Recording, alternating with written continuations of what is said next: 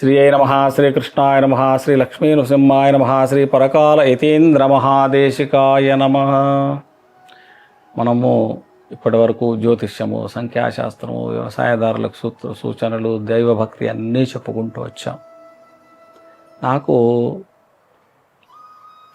నా అనుభవాన్ని నేను మీకు చెప్పడం అనేది ఒక విశేషంగా చెబుతూ ఉన్నాను.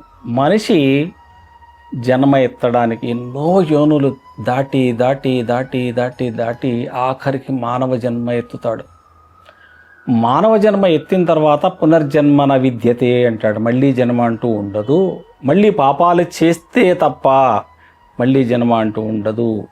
ఎందుకు అని అంటే ఇక్కడ పాపాలు పుణ్యాలు అనేది ఒక మనిషికే ఉన్నాయి, మిగతా ఎవరికీ లేవు. కనుక ఈ మానవ జన్మ ఎత్తిన తర్వాత మనిషి మళ్ళీ ఆశలో పడి మళ్ళీ తన సంసారము, తన తల్లిదండ్రులు, తన పెండ్లము, భార్య, పిల్లలు, మనమలు, బంధువులు, మిత్రులు, ఇక డబ్బు, ఆస్తులు అని విషయాల్లో పడి వాడు మానవ జన్మ ఎత్తినటువంటి ఎత్తి పునర్జన్మన విద్యతే అనిపించుకోవడానికి ఎటువంటి ప్రయత్నం కూడా చేయకుండా ఒక మాయ అనేది వాడి మీద పడుతుంది. ఆ మాయ ఎట్లా అంటే, ఇప్పుడు ఉదాహరణకి తీసుకోండి, అసలు నీకోసం ఒక 50 ఏళ్ళు దాటిన తర్వాత నీకోసం నువ్వేమన్నా చేసుకున్నావా అని వెనక్కి మళ్ళీ చూడు, ఏమీ లేదు, జీరో. నీకోసం అంటూ నీవేమన్నా చేసుకున్నావంటే నథింగ్. కానీ ఏ విధంగా అంటే, నువ్వు పుట్టంగానే 1 సంవత్సరం వరకు అమ్మ ఏ పాలిస్తే పాలు తాగావు, అన్నం పెడితే అన్నం తిన్నావు, కారం పెడితే కారం తిన్నావు, రొట్టె ఇస్తే రొట్టె తిన్నావు, ఆకలి అయితే ఏది పెడితే అది తిన్నావు. అంటే మీ అమ్మ చెప్పినట్టు తిన్నావు. తర్వాత మెల్లగా 2-3 సంవత్సరాల వరకు నాన్న ఏది ఇప్పిస్తే దాంతోటే ఆడుకున్నావు. నీ కోరిక కాదక్కడ, నీవు మీ నాన్నగారు ఏ బొమ్మ ఇప్పిస్తే ఆ బొమ్మతోటే ఆడుకున్నావు. ఏ స్కూల్లో చదివిస్తే ఆ స్కూల్లోనే చదువుకున్నావు కదా.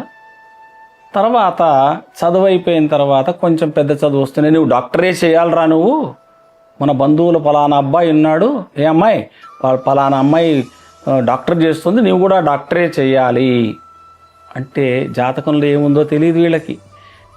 తల్లిదండ్రులు చెప్పినందుకు కాను వాడు డాక్టర్ వృత్తి తీసుకుంటాడు, లేదా ఇంజనీరింగ్ వృత్తి తీసుకుంటాడు, ఎక్సెట్రా ఎక్సెట్రా ఏదైనా తీసుకోవచ్చు. అంటే తల్లిదండ్రులు చెప్పిన విద్యనే చదువుకుంటారు.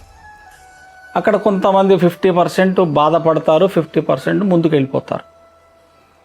ఎందుకంటే 50% వాళ్ళు ఏమిటంటే వాళ్ళ జాతకంలో డాక్టర్ వృత్తి లేదు, ఇంకేదో ఉంది. వీళ్ళు డాక్టర్ వృత్తి అంటే ఏదో 35 మార్కులతో పాస్ అయ్యి బయటకు వస్తారు, దాని జీవితం సర్వదు. తర్వాత వివాహం అవుతుంది.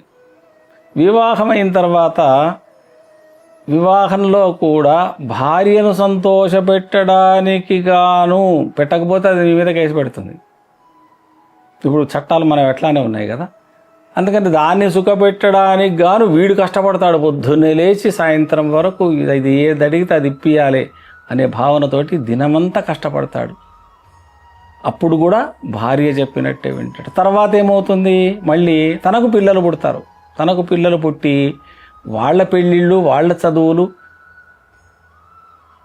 వాళ్ళ ఉద్యోగాలు ఇవే చూస్తాడు. మరి తన కోసం భగవత్ చింతన కానీ, పునర్జన్మ రాకుండా ఉండాలి అని చెప్పి కానీ, రోజు 1 గంట జపతపాదులు కానీ, మెడిటేషన్ కానీ, ప్రశాంతంగా ఉండడానికి అని ఏమన్నా చేసుకున్నాడా అంటే చేయలేదు. అంటే తన కోసం ఈ భూమి మీదకి రాలేదు, ఎవడి కోసమో వచ్చాడు.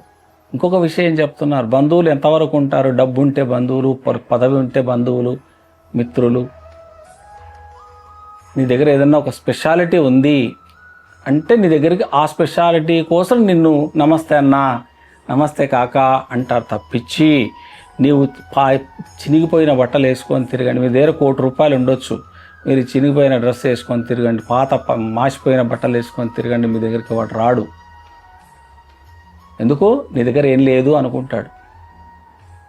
అంటే మనిషి తన దగ్గర ఉన్నటువంటి వస్తువును వాడు వాడుకోవడానికే నీతో దోస్తీ చేస్తాడు. బంధువులు కూడా ఎవరు బంధువులు నీ వెనక రారు, మిత్రులు ఎవరు మీ వెనక రారు.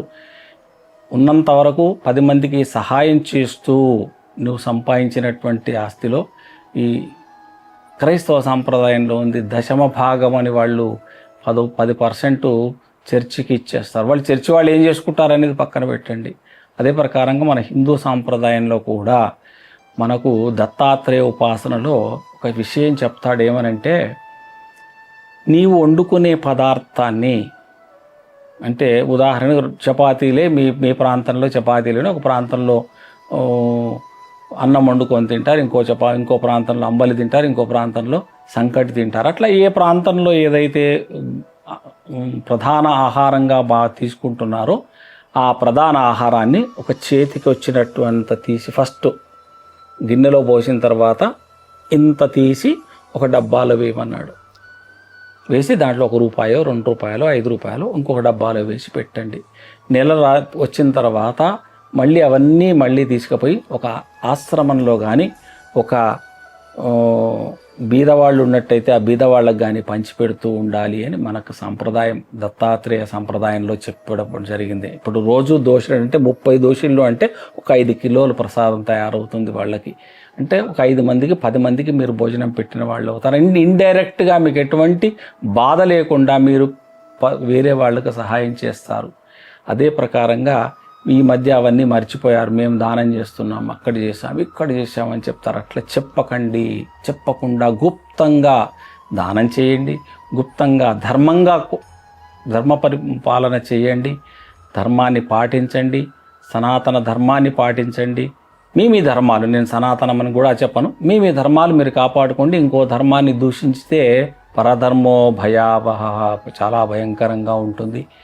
ఇంకొక విషయం ఏమిటంటే, భగవత్ చింతన రోజు మినిమం కనీసం 24 గంటలు ఇచ్చాడు మీకు భగవంతుడు. రోజుకి 60 ఏళ్ళు 24 గంటలు మినిమం చెప్తున్నాను నేను మీకు.